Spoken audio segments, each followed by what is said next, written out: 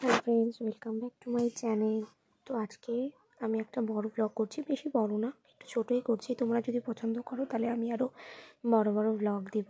তো আজকে মেয়ের স্কুল আছে, তো এমনিতেই দেরি হয়ে গেছে আজকে ঘুম থেকে উঠতে।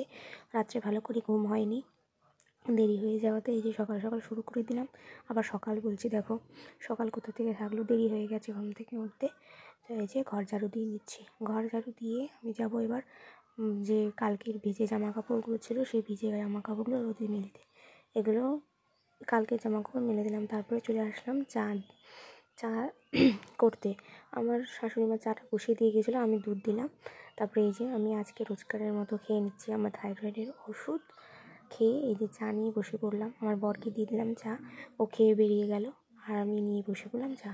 তারপরে গেলাম একটু দোকানে, কাপড় ধোয়া হবে।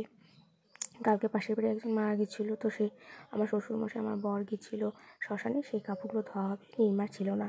তারপর চলে গেলাম দোকান থেকে এসেই জল আনতে। আমাদের পাড়ার কলের জল আছে, কুয়োর জল দিয়ে আমরা রান্না করতাম, আর কেনা জল নিই আমরা।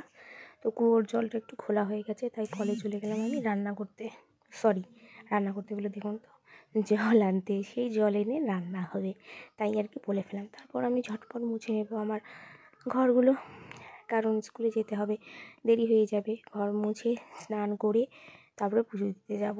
এই যে ঘরগুলো মুছে নিচ্ছি। ঘর মুছতে মুছতে আমার মেয়ে উঠে গিয়েছিল, ওকে ফ্রেশ করে দিলাম। ফ্রেশ করিয়ে দিয়ে এবার আমি যাব চান করে পুজো দিতে।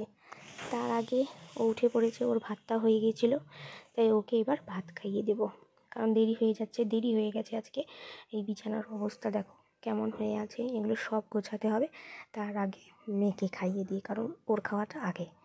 এই যে হয়ে গেল আমার বিছানা ওঠানো। এত তাড়াতাড়ি যদি সব কাজ হয়ে যেত তাহলে তো ভালোই হতো, তাই না?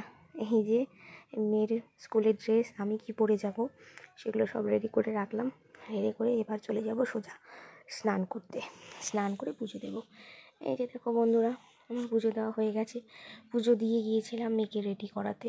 স্কুলের ড্রেসগুলো সব ওকে পরিয়ে দিলাম, কারোর কাছে পড়তে চায় না, তাই তাড়াহুড়ো করে ওকে রেডি করে দিয়ে এসেই প্রসাদগুলো এখন তুলে নেব।